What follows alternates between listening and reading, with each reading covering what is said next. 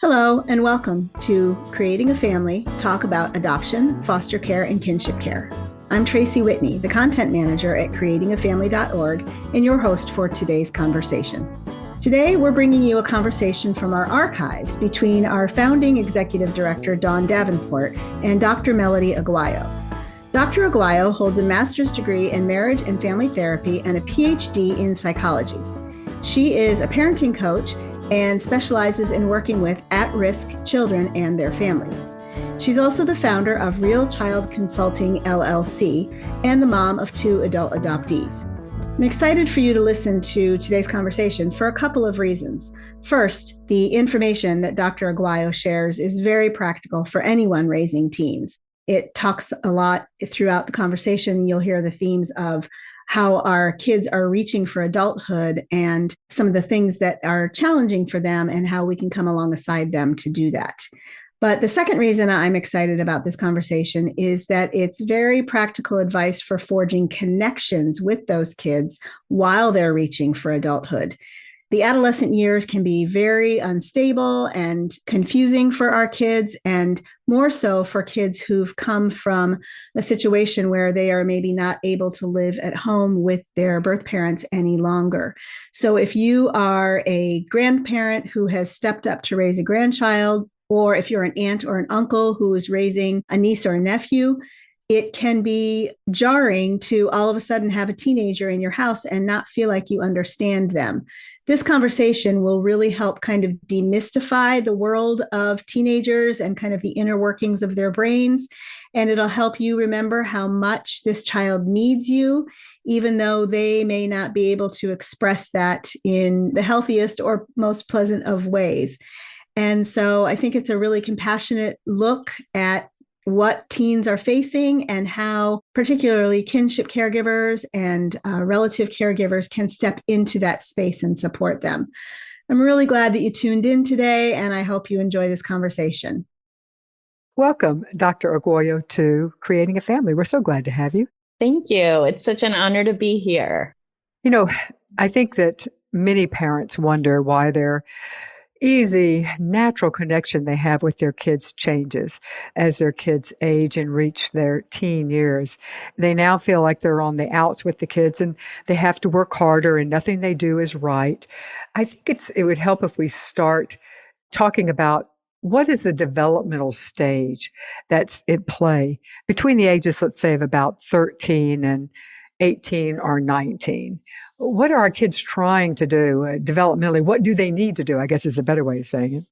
That's a great question. I think that it's sort of like a parent teaching a child to swim. It's sort of like those phases where you start in the shallow end with a toddler.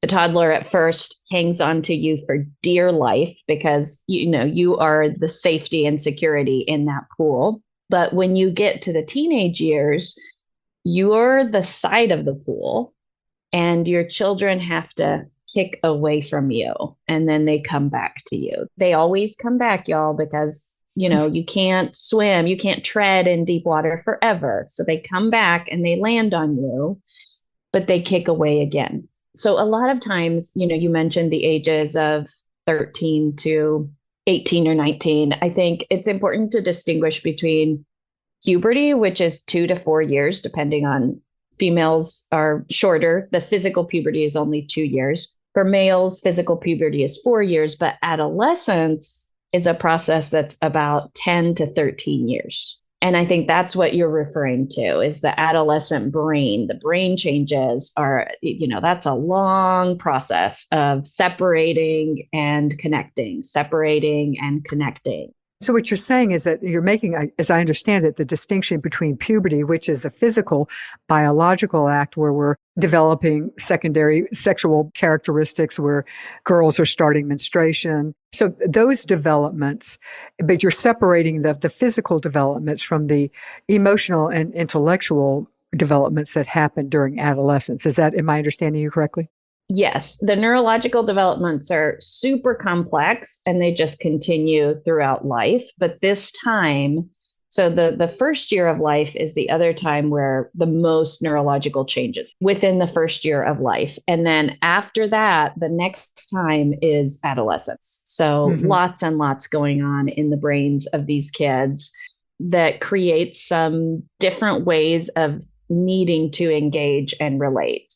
Mm-hmm. Yeah. And it's interesting. I have survived 4 teens. When you say they come back, it is true. It feels like a wrenching at times. And it does feel personal because it's like nothing that I am doing is correct. I mean, it is. But to understand that is not only the natural, but it's also what we want.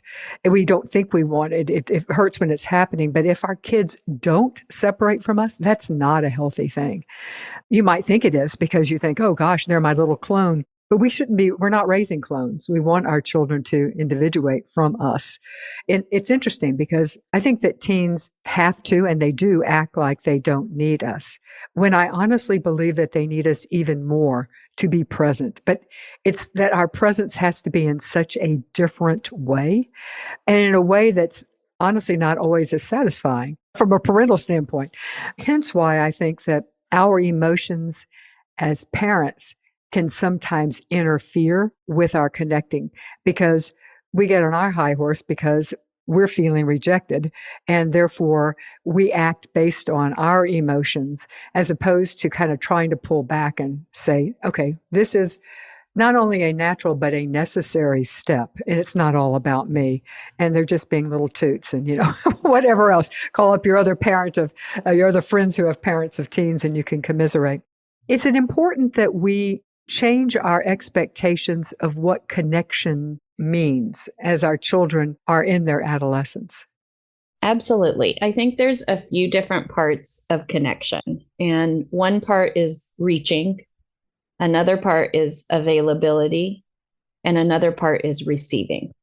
And what happens during the teen years is it does kind of feel like a dry season of your children don't reach for you as often. So you need to really tap into the other two parts of connection, which are you need to be available when they do reach, and they reach at the worst times. 11 p.m. at night, always. 12 p.m. at night, always. It's always when you're in the middle of an important meeting that your 17-year-old calls you, but they actually need you at that moment. So you have to increase your availability and increase your capacity for receiving. And that's a part that is hard for parents because, like I said, it kind of feels like a desert sometime with teenagers. They don't, when I mean increase your capacity for receiving, I mean increase your capacity for receiving some of the negative things that teenagers say to parents. This is not a time that you're lavished with compliments. That is true. Yes. That is so true. Yes. So you can't expect to be lavished with compliments. This is a time where if your kid says, "You look pretty today, Mom," you're like, "Oh my gosh, did I just get a compliment from my 14-year-old daughter?" At that, sons will tell moms they look pretty, but daughters, they're a lot pickier. And so your capacity to receive what they have to give at that age has to increase. And you have to also receive the negative things that they say to you, because the truth is our kids know us better than anybody. And they do need to practice being respectful. I'm all about boundaries. I don't accept that because they're teenagers, they're allowed to be rude, but go ahead. Right, exactly. I'm all about boundaries. They have to say it respectfully, but they are discovering with their adolescent brain that is changing, they are discovering that you are quite imperfect. Yeah. And that hurts. And that's where our parent emotions get caught up. Exactly. Because when your child is 8, a healthy attached child at 8 thinks their parents hung the moon. Yep. A healthy attached child at 13 sees all the ways their parents are inconsistent and all the things their parents do that are wrong. And we're human. We're both, right? We both are awesome in some ways and just normal and ordinary in other ways. And they start to really see those things when they get to be around 12, 13. And that's mostly what they want to talk about until they're about 22. So you have to be willing to receive it willing to set a good boundary so that it's communication and not bullying. We don't allow bullying, right? Mm-mm. But our kids know us. And sometimes they know us in ways that become embarrassing to us because they Mm-hmm. start seeing the inconsistencies. And you know what? In their adult, but not adult brains, they are going to kind of throw those out in ways that don't feel great. They're making their own choices. And there is a distinction between a 13-year-old and an 18-year-old, but they're making their own choices. And sometimes their choices would not be choices that we have made, that we would have made, or that we want them to make. And it is hard to realize that their choices are not a reflection of us or of our parenting, given extreme circumstances where it might be. But in generally speaking, that our kids are making mistakes, and that is not us as a bad parent. Or they may not be making a mistake. It may just be a choice that we wouldn't have made. But let's say it is a mistake. That's not a reflection on us. If I see kids who are perfect, that could be just a personality. There are some very compliant people, and they're going to be very compliant teens. But a lot of times, if you see a kid who is just perfect, that's not a healthy situation either. That's a child either not being allowed to make mistakes or being frightened to make mistakes, or could just be a really easygoing kid who is just not one who's going to push boundaries. But anyway, I think that's the other thing that kind of gets in our way as parents, because we think, okay, the world is looking at me and judging me because of what you're doing. Yeah, we really have to detach our expectations in order to keep our joy as parents. And that becomes a bigger part of our journey in adolescence. So if my expectation, and I have a child who has significant special needs, if my joy was attached to that child's behaviors, I would have none. I would have no joy. I would feel like I had no purpose. I would be in the depths of despair. So, a big part of having adolescents, just in general, but particularly adolescents who are making, and I say making choices, but I think the greater the impairment, the less choices people actually have. Yeah, true. I'd agree. Yeah, I don't mean to put it all on the child who is impaired. But yeah, back to what you said about individuating is an important part of adolescence. I completely agree. And you have to consider it this way. Do you want your child kicking off the side of the pool when you're there, strong and steady? You're lining the pool for them to come back to you? Or do you want your child doing that when they're all alone? Because if you don't allow it to happen some in that normal season where it's going to happen in the home, if you shut it down, then it's going to happen when they don't have you to land on. Mm-hmm. And that's really scary because they need us so much. I feel that way about making mistakes, which is another way of saying the same thing. You want your kids to make mistakes when you're there to help soften the blow. And they're going to continue to make, we all do. I continue to make mistakes. But you don't want to be interfering so that there's never a mistake made because you're basically hovering and making decisions for them. Because eventually they're going to have to make them, and they're going to be making these mistakes at an age where the consequences are far greater. Yeah. Such an interesting point. I'm sorry to interrupt, but if this conversation is helping you understand the young person that's living in your home right now, I want to encourage you to check out our current resource campaign called Helping Kinship Kids Heal. When you are raising a grandchild or a niece or a nephew, you probably feel like you don't understand everything that's going on, or you forget what it's like to have a young person in your home again. So this page can help you find articles, podcasts, and all kinds of free courses that will strengthen your parenting skills and help you meet this child where they're at and give them the tools they need to thrive. The page is found at bit.ly/helpingkidsheal. That's bit.ly/helpingkidsheal. I hope you enjoy it, and let's get back to the show. I think most parents' goals for their children are to become responsible, independent, happy, healthy adults. So how do we parent in the tween and the teen years to foster these goals? I think goals are good. And I also think sometimes goals get in the way of our present joy and our present ability to manage what's happening today. So I think goals are good, but at the same time, I think just understanding that, okay, he's 13, he's not 27. we have some time to work on this. Because a lot of times parents get stuck in making decisions based out of fear. Mhm. And anytime we make fearful decisions in parenting, they're poor decisions, anytime.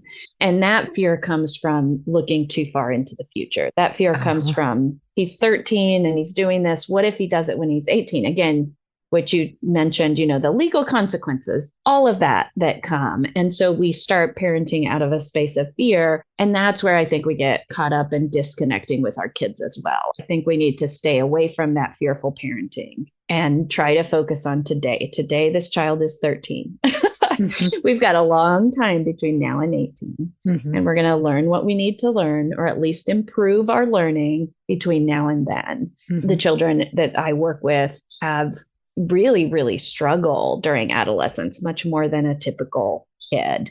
So I'm also looking at kind of more extreme behaviors that we have to kind of deal with day to day versus think too far out. I think that is such if I can find it, I will link it. There was a blog I wrote many years ago that was talking about that. It is so tempting when we have kids with special needs to jump into the future and say, if they're doing this now, what will they be like? And what will life be like for them? Or what will they be like when they are? And Right. I call that the spin. We're in the spin then, we're spinning it way out of, and at this point, he's 13. We'll deal with it as a 13-year-old. Yeah. Right. I think that is such good advice. And we get fearful when our kids start kicking off the side of the pool. It's a Uh-huh. fearful feeling. Yeah, So it's because a we're normal not, thing yeah, to deal with. they could drown. Mhm. Yeah. I mean, Yeah, they're going exactly. out into the middle of Exactly. that pool. And they're not ready. And we know that. Well, or the interesting thing is they may be more ready than we realize, Mhm. and that it's our fear that they could drown. But in fact, hopefully, with many of our kids, we've taught them not only to dog paddle, but we've taught them how to make, they can do breaststroke, they can do the Mhm. crawl. There are things that our kids can do in the water. And I know I'm overworking this analogy there now, but they may do better than we think. In fact, that has been my experience, is that they're actually more capable than we think. And that's where I do think that us as parents, we want to continue to be the one deciding. We also want to continue to be needed. We want to continue to Mhm. be the center of their lives. We want to hang the moon, or at least be viewed that we have. And that's not a healthy adolescence. Right. There's this quote, and it's an anonymous quote. I have no idea who said it, but I've based whole day's workshops on it. And it says, first, children love their parents. Then children are annoyed by their parents. And then children decide whether or not to forgive their parents. Uh, And those are actually healthy oh phases. gosh, that's powerful. It is very powerful. So the Uh-huh. teenagers are at that phase where they are annoyed by you. It's Uh-huh. okay. Yeah. It's okay. It does pass. It does pass. But it's important to understand that that's actually a healthy part of development. We don't want children to stay in the I love my parents and they could do nothing wrong. That's denial. That's dissociation. That's unhealthy hmm immaturity. hmm We want them to go through all three phases. And then come back to the I love them, and not that their love ever stops, but the hard part there is to accept that they have to forgive us for what we didn't give and didn't do. And that's hard. Mhm. Oh, that's powerful. Yeah, it's very powerful. It's very powerful. Yeah, I'm going to be thinking on that for the rest of this week for sure. I'd like to move now to addressing some of the common issues we face when parenting teens, some of the more challenging issues. And number one, I just have to bring it up, is arguing. It's the every darn thing turns into an argument. Any thoughts on that, Dr. Aguayo? Well, I still think that parents have to be in charge. They have to set the stage Hmm. of what the home looks like, what I the agree. rules are. And if Hmm. you feel very strongly about something, it's okay to set rules around that. And it's also okay to tell your teenager something along the lines of, listen, maybe I'm mistaken. And if I am, I will be the first to apologize 10 years from now. But today, I'm making the best decision that I know how to make. I'm also new to this. I used to say that to my kids. Both of my kids were teenagers at the same time. And I remember saying to them all the time, guys, I'm a new teenage mom. I'm going to get some of this stuff wrong. And when I find out I'm wrong, I'm going to apologize. You know I will. but I'm making the best decision that I know to make for you guys in this moment. So don't compromise your values because your teens are pushing those values. And everybody has different values. You can't pick every battle with teenagers. You just have to have the big ones, right? The little things you should let go. Things like, what time do they go to bed? Right? I mean, you're not going to be telling them what time to go to bed in college. And you don't have any control over that. Exactly. You cannot make them sleep. And you're kidding yourself if you don't think that they're going to be turning the lights back on or whatever. And, exactly. Yeah. Exactly. So that's just a silly battle to pick because you can't control it. Other silly battles, and I know this sounds, for some people, they're going to be like, what? Things like, so many teenagers are vaping these days, right? Can you stop your teenager from vaping outside of the home? I don't think you can if your teenager wants to vape. So that would be something where you could say, this is not allowed in this house. If I find a vape, I'm tossing it. And, this is why it's not good for you. But you can't stop them from doing it. Just like you can't stop a teenager from having sex if they want to have sex. You want to keep communication open about all of these different things that teenagers are going to be tempted to do. And different teens, your kids. You know the kids that are going to try all the things and the kids that are not going to try all the things. And you have to, again, just keep that communication open, but don't compromise your own values in your home. So like, say you have a 15-year-old child who will get in trouble with a cell phone. There's no way that this child can monitor themselves around a cell phone usage. I would not give that child a cell phone. Now, will they get a cell phone from somebody? Maybe, but I don't want to be the bearer of a bad gift for my own child if I know they can't handle something. Or you might try a compromise, which you can find a phone that is a non-smartphone or only allows texting. Yes. Or you can find a phone that does not allow access to the internet. The Gab, the Pinwheel, there's some good phones out there where you can monitor a lot more. Well, yeah, they'll allow the texting and texting only, and you can get into a lot of trouble with texting. But it does control some of the other, perhaps worse things that could happen. Yeah. And your values are what I like. I also think that parents can demand a certain amount of respect. I don't think that it is acceptable. Absolutely. Yeah. There is a distinction between the parents and the kids, and there's a certain amount of respect. But I also think that we as parents model that respect to our kids. I would not tell my kids that, you're stupid or something. I just wouldn't do that. I would show them respect. And when they're upset with me, I expect respect back, which means you could be angry at me. You could disagree with me, but you can't call names. Yeah. Whatever your values are. Respect is really, you can't have intimacy without respect. So respect is something that I'm not going to fight the little battles with my kids, but respect is something that is worth fighting for because you can't have intimacy without it. And I agree with you. I can tell my children with 100% certainty, I have never spoken to you that way. And I expect the same from you. I've said those exact words. We don't do that. Yes, we don't do that. I don't speak to you that way. My words are full of life for you, life and encouragement. I just need the same respect. In this house, we don't talk to other human beings. We don't talk to our pets that way. We don't talk to, Right. In our family, we don't do that within the family. Yeah. So about arguing, I don't love the word arguing because it implies that we share authority with our children. And I don't think we share authority with our children. I think that we can respectfully negotiate some boundaries and we can respectfully negotiate rules even as kids get older. But they don't hold the authority to argue with us. They're not our peers. And so that's what I will often say to teenagers and families I work with too, is you're talking as though you guys are on equal plane here, but mom and dad always are going to have more authority until you leave the house. Now, with that authority, so I love leadership books, especially when it comes to parenting teens. I prefer leadership books to parenting books. Because I think that they are so insightful and they focus on the leader, not the followers. And like Brian Tracy, he said this quote that said, be the kind of leader that people will follow, even if you have no title or position anymore. Mhm. And I think about that in terms of parenting. When I'm not mommy, why would they want to follow? They would only want to follow me if they know that I'm a good, fair, kind leader. Mhm. And so I focus on that a lot as my kids are now young adults. They're 18 and 19. And I just focus on how can I be the kind of leader they want to continue to follow Mhm. because I don't have authority the way I did when they were 5, right? Mhm. It goes into the collaborative problem solving. A leader can be collaborative. That's not saying they're on the same level, but it makes sense. You get better solutions to your problem if you're being collaborative.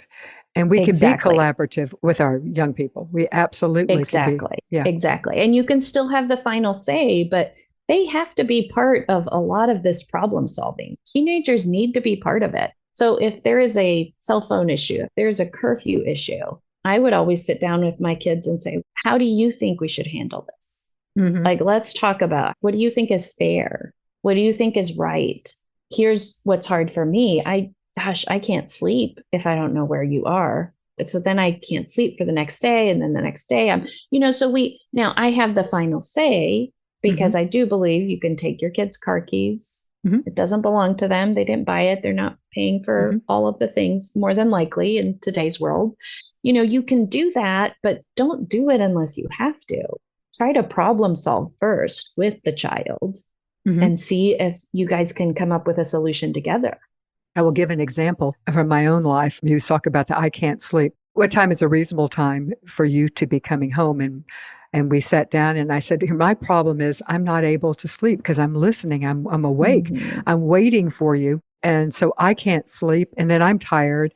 And so one of my kids that we were going through this with, their solution was that we would set up an alarm clock on the kitchen counter and they would set it. And I'm not saying other people would have the same approach, but we didn't have hard and fast curfews. It was, what are you going to be doing? What's a reasonable amount of time? When's a reasonable amount of time for you to come home from this thing?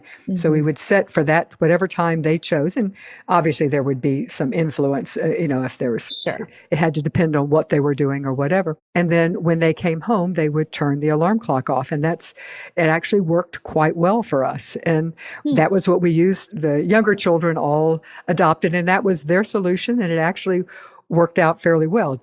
As far as I know, they didn't abuse the privilege. They might have, but I didn't go into the assumption that they were going to abuse it because they were a part of the solution and it was their Right. solution. So Mhm. anyway, Yeah. that's as a practical example of, and when you said I can't sleep, it made me remember that. Yes, that's a great example. All right. Another common issue that we hear over and over again is spending too much time on technology, be it gaming, be Mhm. it texting, be it their phones, or whatever, Mhm. spending too much time on technology. Thoughts on that? How we connect with our teens through that? Yes. So I definitely think, and this is someplace where I do think exercising more control is important. And I'll give you guys the reasons why I believe that's the case. Because I really think technology blocks all the kinds of learning we want our children to have at this age. And so I do think there needs to be, for most kids, if they're not naturally self correcting, there are kids who Mhm. autocorrect. I have one of those. She literally autocorrects and you hardly have to say a word to her. But the other one does not autocorrect. Yeah. So if they're not autocorrecting, I do think some firm boundaries around, at this hour, the phone comes by my bed. These evenings, we put our phones in the basket, and this can be the entire family. We put our phones in the basket from 5 to 8 p.m. because we're just doing family time. We're not doing screens tonight. I think you have to create opportunities for fun things to happen in the family where technology is not the center of it. And you can do that by asking for some of those things, but it's easier to ask on the front end. It's very hard to do this after you've given your child a phone Mhm. and attached no rules to it. That's the Mhm. mistake most people make is they're giving kids phones too early and then they're trying to backtrack and figure out what are the rules for this device. That should all happen ahead of time. That should all Mhm. happen before the child gets the phone. Here's the expectations. Here's where you will lose this privilege.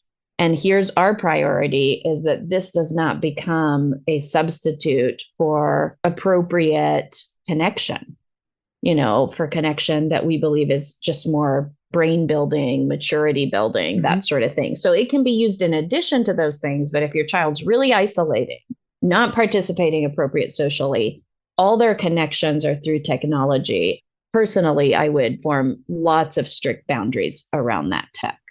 Mm-hmm. Yeah, in general, it's an interesting thing. When our kids are little, sometimes, especially if our kids aren't pushing boundaries, it's easy to have the inverted V when they're younger, where we let them do everything. And then when all of a sudden, when they get to teens, we're wanting to tighten in. And it is much harder to add restrictions after the fact than it is to start off with not inverted, but a regular V, where you start off with anything with restrictions, and then we're going to see how it goes, and then we will loosen the restrictions. And then as long as everybody is behaving in a responsible manner with whatever it is, then we can continue to loosen restrictions, as opposed to having no barriers and then all of a sudden trying to put the restrictions. Yes. No matter what you're doing, it just feels like they feel like they're being punished. Yeah, it feels chaotic. And you're so right. It has to start. This starts in childhood. Mm-hmm. I always feel badly when parents are like, well, when he's bored, he just grabs his iPad. And I'm thinking, why does the 5-year-old have an iPad? And why can he just grab it anytime he's bored? Mm-hmm. Like, that's not appropriate boundaries around technology. So yes, it starts earlier. Mm-hmm. I'm pretty anti-tech just because of all the things I've seen, the technology, all the dangers that it brings. Uh-huh. We had iPads that we used only for trips, but the kids never had access to it at home. And I had a child with learning disabilities. Honestly, he would have never learned to read. He would have never graduated high school if he'd had technology at his fingertips all the time, mm-hmm. just because it would have blocked that learning. It's so much easier mm-hmm. to just engage in technology than it is to learn the hard way. Mm-hmm. So starting off with the guardrails on and then gradually reducing them. But it is important to gradually reduce, obviously, not just with technology, but in everything, because we're parenting for independence. Yeah. They're going to be on their own. A parent's job is planned obsolescence. Exactly. We need to be parenting with the idea that we're not going to be around, nor should we be in the future. We're having to work ourselves out of a job. And it was a job I liked. I didn't want to particularly work myself out of it, but that was mm-hmm. it. Another common issue that we hear parents raising is running with the wrong crowd. Our kids' peers are just hugely important. They are hugely important. They are hugely important. And it is terrifying from a parent when you see your kid, mm-hmm. or as a friend of mine once said, she goes, I have to admit, I think my kid is the wrong crowd. Mm-hmm. She goes, the other parents are probably thinking my kid is the wrong crowd. So thoughts on that? Yeah. So even more dangerous than running with the wrong crowd is being lonely. I do want to emphasize that because mm-hmm. a lot of times parents will come to me with that exact question. My daughter has these 4 close friends, but none of them share our value system. Mm-hmm. None of them go to church. They'll have this list of kind of this litany mm-hmm. of reasons why this is the wrong crowd for their daughter. But me knowing their child and knowing, the children that I work with knows that this crowd is protective of that child, that child would be alone without this crowd. And being alone is the worst risk factor. It's the worst risk factor for human beings, for addiction, mm-hmm. for early death, for suicidality, for all of it. Mm-hmm. And so be careful not to strip your child of all of their friendships. And I don't know what that looks like for your specific child, but I do think that if your child has 3 crowds and one of them's the wrong crowd, then it's easier to redirect that child to the other 2 crowds, right? To say, listen, honey, I've just noticed this, and this when you hang out with these people, and I can't support that. I get really concerned. So here are the parameters for this crowd, but the parameters for this crowd are a little looser because I trust them more, right? You can have mm-hmm. that conversation when a person has multiple options. But if a person has no options, then you bring that crowd into your home. Mm-hmm. Exactly. You get to know that crowd. You get to love that crowd and you start creating some community with that crowd because that is less dangerous than your child being alone. Mm-hmm. And you might just find out that once you get to know them, they're not as much of a negative influence as you Yes. feared. Because the things we're really concerned about as parents, I mean, there's, maybe they don't share your values, maybe they don't share your community, maybe they don't go to church. But my biggest concern is, does your child feel a little bit better, a little bit smarter, a little bit prettier, a little bit more wanted after she hangs out with these friends? Hmm. Or does your child feel worse about every part of her life? That's how we know if they're friends that are supporting the esteem of your child. Mm-hmm. And that I feel like is more important than nitpicking every little value. I mean, this is just an age of kids are exploring all these things, and a lot of them you're going to be uncomfortable with. But if they're people who love your child, support your child, and encourage your child, then I really want to get to know those people. What if it's the opposite, though, where you feel like your child is not being enriched in all the ways? I love how you said that. Is this crowd uplifting your kid, even if you don't approve of the uplift that they're giving? Exactly. Yeah. But what if it isn't? What if your child is feeling worse about himself? What happens then? Yes. Then you have to work really hard to help your child find their people. And if that means that you start driving an hour and a half to go to Magic Club in Hendersonville once a month, then you go to Magic Club, Pokemon Club, anime conventions. You help your child find their people.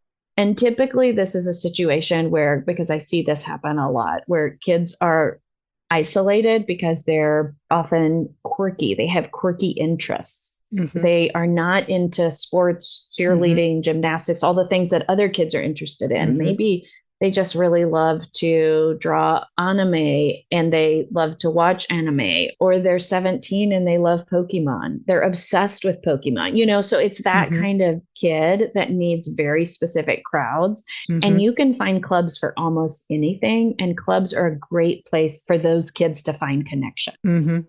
Mm-hmm. And the age of the people doesn't matter as much as the connection, y'all. So sometimes kids, particularly kids who are on the spectrum, who are very quirky, if you go to an astronomy club, and trust me, I've been to lots and lots of clubs as a parent of a quirky child, Mm-hmm. I would say probably 3 out of 10 of the people there were probably on the spectrum of most of the clubs that I visited, but they all had this common interest. And it made them a really good community for each other. Mm-hmm. And that also often takes growth from a parent standpoint. A parent who is, sports is the obvious. I'm trying to think of something that's not just very academic, let's say not. And a parent, that's what they value. That's what they were. They were in the chess club. They were in the math club. And you could say the same for sports. That would be the obvious one. And they have a kid. And quite frankly, our kids, adoptive and foster kids, are more likely to have talents and strengths that differ from because there's a certain biological connection. So we are, as a group of parents, more likely to find, and we can't expect our kids to adapt to us. This is a case where we as parents have to, okay, I don't know the first thing about theater, but if I got a kid who is acting theatrical, and if I think that's where my kid, then I become the theater parent.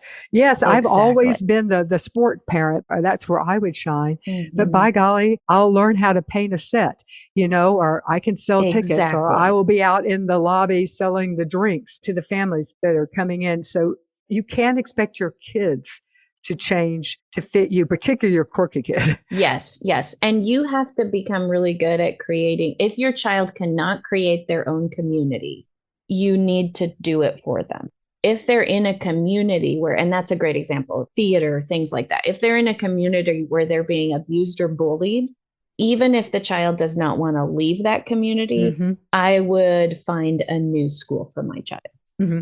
Because children always fear change more than they fear wherever they are right now. They're mm-hmm. babies. They don't, even if they're 15, they don't understand the long-term consequences. But this is why I do not leave children in bad situations.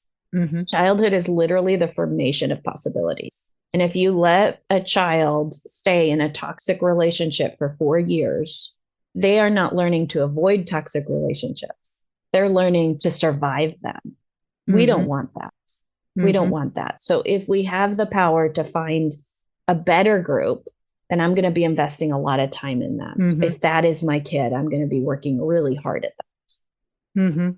Yeah, that's such a good point. That's such a good point, because the devil you know is always better than the devil you don't. And so there's something in that school. It's always going to be a hassle for the parent. I mean, there's no way around that. Yeah. And we all know, if we're parents, that different kids need different things. I thought my kids were going to be public schooled from kindergarten through 12th grade. One of my kids couldn't survive public school. So if that's your kid, you just keep having to go back to the drawing board, and it's okay. It's okay. Yep. I'm sorry to interrupt one more time, but I wanted to remind you about our free library of courses. There are 15 courses, all of which are free. You can take one or all 15, and each course is designed to meet a need in your family and help you strengthen your parenting toolbox and give you insight and encouragement and understanding about the kids that you are raising in your home right now. You can find it at bit.ly/JBF support. That's bit.ly/JBF support. Thanks so much for listening, and let's get back to the show. All right, now we're going to the part of the show that everybody likes best, and that is the tips section. So tips for connecting and building trust and appreciation with your teen. I've got some, and I know you've got many. Let you start off. And it doesn't have to be your number one tip you begin with. These are not necessarily in order. I'm taking the pressure off. Yes. So definitely be available. Again, I feel like that's the part of connection that we need to practice the most as parents with our teenagers. So be available. Be available for the laughter when it comes, for the silly video that they want to show you, for them to jump on your bed at 11 p.m. at night and tell you all about their day. Like, your availability is a huge currency for teenagers. And I get to hear teenagers talk about their moms and dads a lot. And trust me when I say they want your availability. They all want that. And you mean their physical presence as well as, when you're present, to actually be paying attention, not to be glancing at your phone every second. Physical and emotional availability. I can remember my daughter was really upset with me one time because I did not remember who her biology teacher was, and she'd been talking about him all year. So like, my attention was really not on, it was just not there. It was not on I didn't think he was that important. Or at least his name wasn't that important. Yes, exactly. I mean, I was listening. I was here every afternoon from 4 to 6, right before her practice. And, I wanted to be available, but I wasn't receiving the information with the value that she was giving it to me. When she got upset, I was like, you are right. You've been talking about him all year. Let me make a list of your teachers. Let me make a list of the classes. Girl, I'm going to memorize this. Yes. And this won't happen again, because she was right. I was paying attention to what I thought was important, but not the details I didn't think were important, but they were important to her. Yeah. Been there, done that. Yes. Got it. Yeah. Yes. Yes. Okay. I will give a tip. Create rituals that foster connection. They could be anything. I mean, for us, I'm a big believer in family night, and we continued that as our kids were teens. In fact, college, we always had a family night. I love it. And it had to change. A lot of times it changed the things that I didn't enjoy as much, but that's okay. We continue to do it. Your rituals can be things like, the first Saturday of the month, you get a mani-pedi with your daughter. One night a week is dad cooks with each of the kids, or whatever, something along those lines. Ours at family night was that we would get, this is with one particular child, we would split one of the Ben & Jerry's ice creams, but neither one of us really cared for the ice cream. We only wanted the mixings, or the things that were in it. And we would each fight to get the biggest hunk of the mixings out. And we, to this day, and she is significantly older, she's in her 20s, if we are together, we'll always buy that, and we'll sit there and we'll fight and try to dig and dig and dig until whoever gets the biggest is the winner. We were connecting at the time over competing about getting the biggest hunk of chocolate chip cookie dough out. But I also think we were connecting on a different level as well. So creating rituals. I love that. My next tip would be, have fun and try to do novel things because novelty is such a hit for teenagers. And it I can like be that. like, I would pick up some really, really strange snack, something like a dried chili shrimp at the Asian market. Let's all try this and let's record ourselves trying it. Okay, teenagers love to Yes. record themselves doing everything. They especially love to record me doing things for whatever reason, because I'm hilarious or something. I don't know, but they love to record, right? So you want to bring some novelty. So it might be trying a new food that's just kind of that game, the jelly bean game where you try the different jelly beans and some of them are really Oh awful yeah, and some yeah, of them are awesome. like snot flavored or whatever. Yes, Yes, yeah, yeah. exactly. Oh my gosh. Play that game with your teenagers and record the entire family doing it. I'm telling you, it will provide hours of entertainment. So basically, just bring some novel things into your life because teenagers, they have lower dopamine than any other time in their life. But when they have dopamine surges, they're fantastic. And you experience a dopamine surge whenever you're doing something new or exciting or fun. And so I really encourage you to do that kind of stuff with your teens. So my teens loved finding new river spots where we would go swimming. They loved, just kind of any kind of water fun thing that we would do. And they didn't like theme parks. That kind of thing was not their thrill. But yeah, just do novel things with your kids. That's really important. Okay, the next one, I'll piggyback on that. Try to learn something new with your kid. I think there is something equalizing, leveling when you're learning something new. And it's especially interesting if, say, your kid's better at you. I think that is good.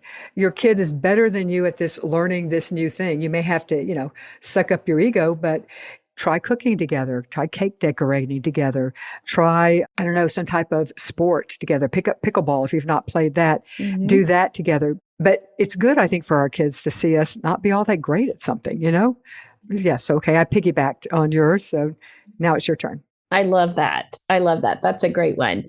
I also think just when you are connecting with your kids, I think one mistake that parents make is we ask too many questions. And that shuts down connection with teenagers like nobody's business.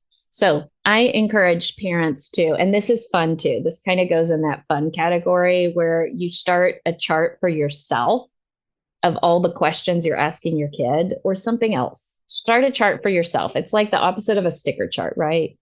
And then your kid gets a reward because mom asked 15 questions today. So then you run out and get ice cream for your kid, or you run out and so again, you're just making something really Mhm. fun, and you're also retraining yourself to communicate differently. Questions really increase expectations. If I ask my husband if he's coming straight home from work, he knows I want him to stop at the grocery store.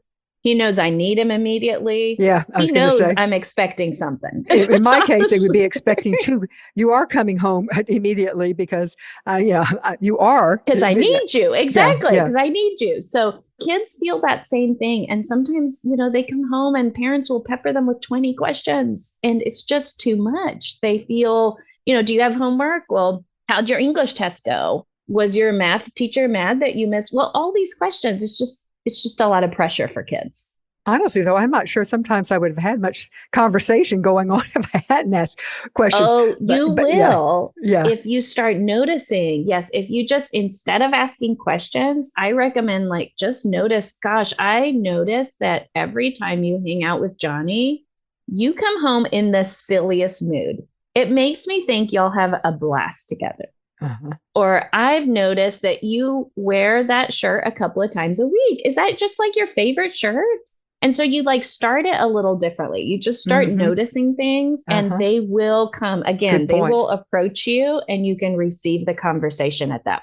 Notice rather than ask. Yes. Yes. Yeah. Yes. And there's so much to notice. You're the parent. You know all the things. Just stop asking questions unless you have to have the answer. Yeah. And you don't know the answer because sometimes we ask questions that we already know the Yes. answer to. Yes. Yeah. Yeah. Exactly. Exactly. I mean, if you really need to know, ask the question, but most of the time it's not like that. You're seeking conversation and you hope Yes. that the question will elicit the beginning of a conversation oftentimes. Yes. Exactly. Yeah. Exactly. Yeah. Okay, my next one would be look for ways to continue to give physical affection. And I think that we have to sometimes be flexible as our children get over. They may not want a hug. They may just want a high five or a back rub or a pat on the head. Not a pat on the head, a pat on the shoulders. Definitely not a pat on the head because you mess up the hairdo. So a foot massage or rubbing their, at night when you go in to say goodnight, asking their permission, can I give you a quick foot massage? Something along those lines. It's easy to forget that our kids still need the physical affection that we parents can bring. Okay, your turn. I love that. I'm big on physical affection, and I'm thankful that my kids still receive all the hugs and kisses and all that stuff. But you're so right. It's so important for kids, especially kids that are avoiding it. You need to figure out ways that they will receive it because touch is such a big part of healing, connection, health. It's such a big part of that. So I really like that point. Another thing that we kind of already touched on, but is be a fun place for your kids to hang out with their friends. Be the person who says, I will set up the outdoor movie. We will be in our bedroom. Y'all can just hang. I'm going to get the best snacks. I'm going to be the person who says yes. And we've never lived in a big space, but we've always been the family with an open door policy of we want y'all hanging out here. I think that's really important for teens. Now, your teens might want to hang out everywhere but at your house, but their friends will appreciate that your house is open and they will end up there more frequently than you think. If the door is open and if you get the best snacks, those are the tricks. Food, yes. food. Offer to order the Jets pizza. Trust me, long-term benefits of you paying for those good snacks, having those kids at your house are really precious benefits. I've given this before, but a pro tip that you can use is always serve the best snacks in smaller containers because then you have a reason to go into the room and refill the M&Ms or refill the Doritos or whatever. So that's a pro tip. I love that. Let's see. So it's my turn. I was going to say that the other one of my tips was getting to know their friends, and that ties in beautifully. That is one of the reasons. There's a couple of reasons why you want them at your house. Number one, you know that there is some supervision, although loosely perhaps, but you also have the opportunity to get to know their friends. And that goes back to what we were talking about before, the importance of peer group. And you also see your child in a different light when you see them interacting with their friends. You learn something about them that you might not know. So, yeah. So I'm going to give you the final tip for parents. I guess the final tip would be don't be so fearful that you're not enjoying the present joys that your children bring you. I love that. Oh, I am so glad. Yes, you said that. Yeah. Yeah, go ahead. Because children, they want to be delighted in at every age. I want to be delighted in as an adult. And sometimes I think we're so bent on what they need to do that we just forget to delight in their little personalities and their evolving minds and their sense of humor and the quirky people they bring to the house. I mean, we just need to delight in them because they are who they are at this age. I don't believe we change too much. Yeah, I agree. Between adolescence and adulthood. So they are who they are. So if they don't feel completely seen and loved by you now, they probably won't feel completely seen and loved by you when they're 30. Teens get such a bad rap, and parents, we work with parents of all age kids, but parents who have younger children are fearful of the teen years. And I love the teen years. I truly, I didn't love every moment of the teen years. I will be totally honest. But their thought process, their ability to engage in really interesting discussions, their view of the world, it is such an exciting and fun time. And I liked my own children. I worked in youth at our church for many, many, many years. It is not an age to be feared. It is an age to be honestly looked forward to. If we shift our expectations, as you had said, and the way we connect. So I'm so glad you said that. Of all the tips we gave, your last tip was the most important. And I loved how you said it. We all want to be delighted in. We want to bring joy, delight. We want somebody's eyes to light up about us. And we as parents are in the unique place to be able to have the opportunity for our eyes to light up. So, I just love that. Thank you so much, Dr. Melody Aguayo, for being with us today to talk about connecting with teens. You've given me a lot to think about, and I appreciate it. You're welcome. Thank you for inviting me.